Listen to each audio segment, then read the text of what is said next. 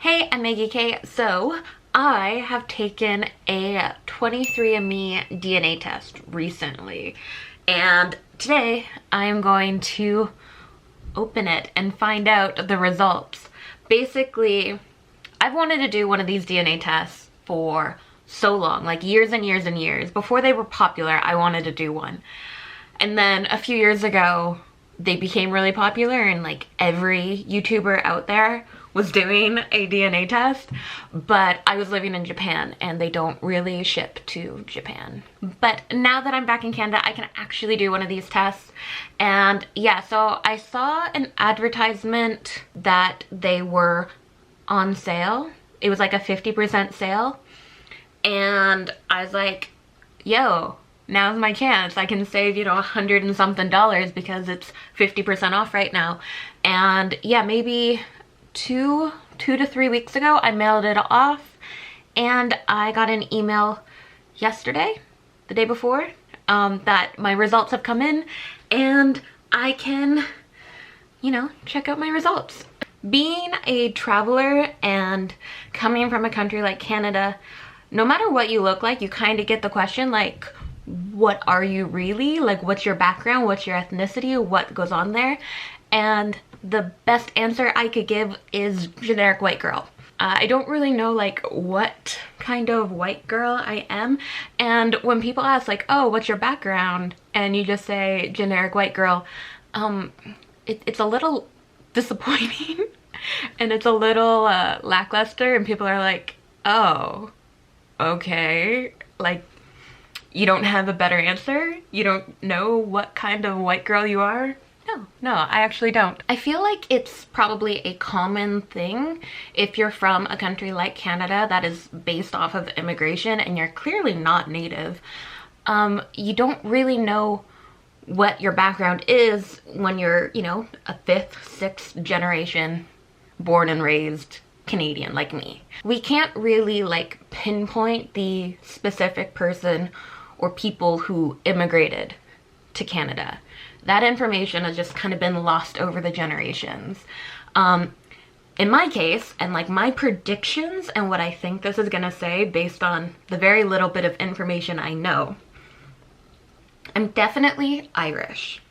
And that is the only person that we can specifically put to another country that's not Canada is my great grandmother. So my mother's mother's mother immigrated from Ireland, and besides that, we can't pinpoint a specific person. So the rest of it's kind of just theories based off of surnames or little tidbits of information that has trickled down through the generations. So I'm definitely Irish, and also on my mom's side, I have heard some Scottish potentially, and some German potentially. On my dad's side, we are definitely Scottish. Even though we can't pinpoint the person that immigrated, we do still know our family crest, and my grandmother's maiden name is still very Scottish. And my surname, so the name that's been passed down through the males to me, that is very, very English sounding, so we're assuming it's English. That's what I mean, like we're just kind of making assumptions off of surnames. So yeah, I guess today we're gonna find out for sure.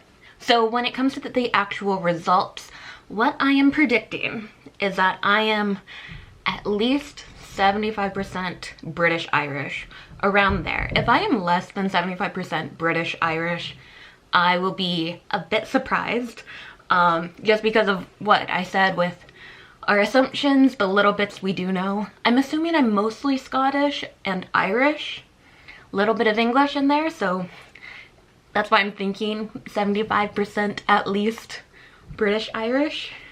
And then the rest would be, German, other European, that kind of gets mixed up in there. So I'm gonna go on my computer and log in. I have my computer right here. So I will film my reaction. Let's go. I am, oh, okay. So it says like my first thing here, the ancestry composition, I'm only 59% British and Irish. Okay, okay. It's very blue, so I'm assuming it's very European. So I am 99.2% European, and of that, Northwestern European is 97.3%. Cool. So 59% is British Irish, which is less than I was expecting. I was thinking a little more. I just clicked on the British Irish section, and it said the United Kingdom has 165 administrative regions, and we have found the strongest evidence your ancestry in the following 10 regions.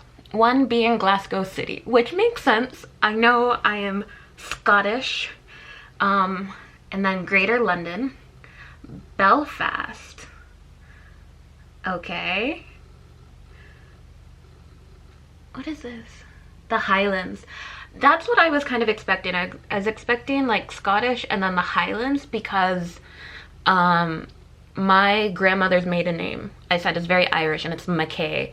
And when I looked at some map, someone put a map of the UK together, or like Scottish names, McKay is very common in the Highlands, traditionally. I don't know.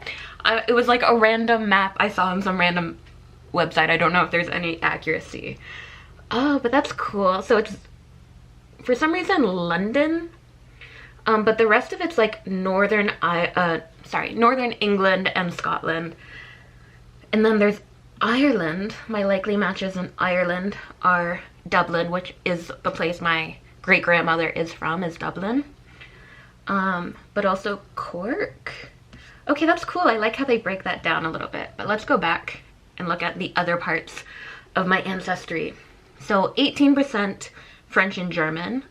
And then, oh, Scandinavian. Capital region of so mostly Danish, I guess. 2.1% Danish. Okay, I'm cool with that. And then 18.2% broadly Northwestern European. Moving down a little bit more, I have Southern European, which is only 0.5%. Spanish and Portuguese. Okay, and then 0.5% broadly Western Asian, North African. And then 0.3% unassigned. Interesting, interesting. Here, your ancestry timeline. How many generations ago was your most recent ancestor for each population? So because I am so very British Irish, yep, 1 generation ago. This is like, you most likely had a parent, grandparent, or great-grandparent who was 100% British and Irish. Absolutely, yeah. Like I said, my great-grandmother was absolutely Irish, and I'm pretty sure she married someone who was Scottish. I think that's where the Scottish came in on my mom's side. So that would mean my grandmother would fall under British and Irish 100%. And I think on my mom's dad's side is where the German came in, which would make sense that 2 to 4 generations ago someone was 100% French and German. It all makes sense. These stories and myths that have been passed down in my family totally make sense. There's very few surprises here.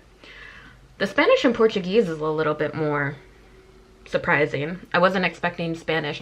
Spanish and Italian are actually what I am asked if I am most. Like, are you Spanish? Are you Italian? That's what they assume my ancestry is. And I'm like, I'm pretty sure I'm British and Irish. Scandinavian's also kind of strange. I've never heard of anyone on either side of my family being Scandinavian. Cool. Okay, cool. So I guess that's my ancestry. Yeah, not really surprised at all. I guess I was kind of assuming there would be more British and Irish and less German, but overall I'm not that surprised. Yeah, good on my family for having accurate myths passed down, I guess. And I do like that how in under the British and Irish like subsection, like the 2 main regions that pop up are Glasgow and Dublin, which would make a lot of sense being Scottish and Irish, which is what I assumed I was. I was, you know, mostly Scottish, a lot Irish, and then a little bit of German. Cool. Maternal haplogroup. H19. The maternal line. Okay. So I guess they can trace the maternal line. The common ancestor of the haplogroup H likely lived in the Middle East less than 18,000 years ago during the last Great Cold period of the Ice Age. Some of her descendants spread into Europe, which is probably why I am European. Haplogroup H in the royal lines of Europe. Am I royalty? That'd be cool. I found out I'm like royalty from this. Because it is so dominant in the general European population. Okay, so we're gonna move on to the health traits. The reason I went with the 23andMe is that they have the wellness and the traits, which I think are just really interesting. So before I end this video, I'm gonna kind of go through and see if there's any weirdness. So alcohol flush reaction, unlikely to flush. I do not get red. Living in Japan and drinking with like my Japanese coworkers, that was always like a joke, because the one like boss guy that I worked with, he would have half a beer and turn bright red. He looked like a tomato, and I wouldn't. And they're like, red face and white face. Yep, I don't flush. Caffeine, I do consume more caffeine. Less likely to be a deep sleeper. Interesting, because like well, I guess, I don't know if I'm a deep sleeper, but I am a heavy sleeper. Like, you can't wake me up. Genetic weight, average. Lactose intolerance, I am likely tolerant. Yeah, I don't think I have too many problems with lactose. I do have problems with like Greek yogurt. That's the only thing that seems to give me problems, but muscle composition, common in power athletes. Okay, let's go back and see. So that was the wellness part. And if we go into the traits, genetics behind my appearance. Why do people not assume I am generic white girl? Ability to match musical pitch. I don't have musical talent at all. Less likely than average to have bunions. I have really messed up feet, so they're not bunions, but like I have really weird feet. That's why I usually keep them covered. I'm not a sandals person. Cheek dimples. Likely no dimples. Yeah, not really. I just have fat cheeks. There's no dimples there. I have an higher odds of disliking cilantro. I don't really care about cilantro, really. I don't care if it's in or out. No cleft chin, true. More likely to get dandruff, yes, thank you. Detached earlobes. Detached earlobes? I don't think my earlobes are detached. I don't know what that means exactly. Eye color is likely brown or hazel. I have like a hazily green eye. Yeah. Fear of heights, less likely than average to be afraid of heights. Ooh, I don't know about that one. Like, I don't let the fear of it stop me, but I am a little bit afraid of heights. More likely to have a fear of public speaking. When I was a kid, yes. Having to do speeches was an awful time for me. Oh, finger length ratio. Likely ring finger longer. Wait, what does that mean? Longer than what? My ring finger than index finger. My ring finger is longer. Does that make sense? Is that what we were talking about? Yes, likely ring finger longer. They're almost the same, but I think my ring finger is, especially on my left hand, my ring finger is definitely longer. Less likely to have flat feet, but that's very true. I have a huge, super high arch in my foot. Gives me some problems. Hair texture, likely straight or wavy. My hair is naturally wavy. It's definitely not straight, but it's not curly, it's wavy. Less likely to have thick hair. I have a lot of hair, but yeah, it's pretty thin. About 50-50 chance to prefer vanilla or chocolate ice cream. It depends on my mood. Depends on my mood. Light or dark hair? Likely light. I definitely have dark hair. My mom has naturally blonde hair. My brother has blonde hair. And when I was born, my mom was really hoping she would have like this cute little blonde baby. And well, I didn't have enough hair until I was like 4. I was a bald child. But no, I definitely got my dad's dark brown hair. Red hair. Ooh, likely no red hair. Interesting. Because like my hair is definitely brown, but in certain lights it gets a little bit of a red tint. And when I talked about my great grandmother from Ireland, apparently she had like bright red hair. Light skin. Wow, I could have never guessed that I had lighter skin. Totally not what I was expecting. What do you mean I don't have dark skin? So glad a DNA test could tell me I have light skin. Likely to prefer salty. Again, it really depends on my mood. There are times when I like super crave salty food. Chips especially. Like, that's what I miss from Japan. Is like fried lotus root chips. Those were amazing. They're super salty and crunchy and amazing. Okay, so next, what else do we have?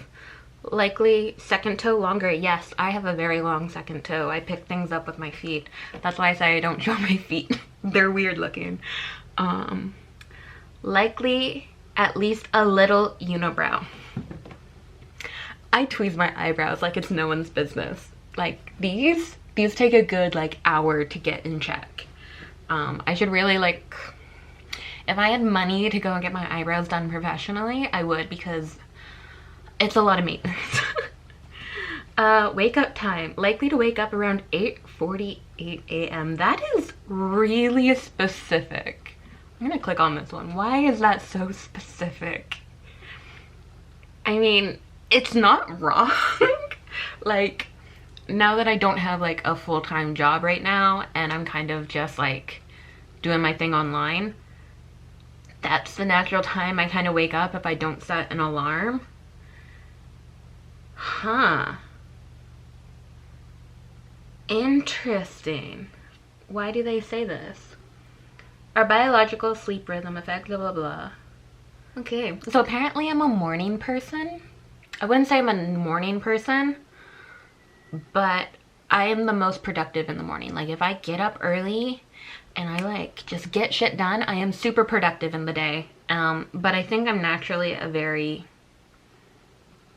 like night owl kind of person, but I guess genetically I'm more inclined to be a morning person. Cool, cool, cool. I don't think there's anything else here. Okay, there we go. I guess for the other health stuff, they like go through disclaimers, be like, we're not diagnosing you with anything. Cool. Looks like I'm not I'm not a carrier for any of those. Let's check the other, what's the other one? Health predisposition.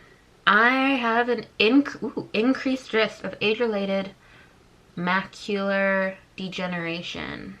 It's age-related, so it probably doesn't matter yet. Oh, blurred vision, vision loss. Maybe that's like what my grandma has. My grandma's losing her vision. Like her peripheral, no. She's losing her central vision, but she can still see out the side. Something like that. I don't know. It's age-related, so I won't have to worry about it until I'm like 50. We're fine. Celiac disease, increased risk. Late onset Alzheimer's disease, slight risk. Not really surprised with any of that. I need to look up what this age-related macular degeneration is. I don't know what that is, but whatever. I'm not really worried about any of it. So yeah, I think this is all I can do for now.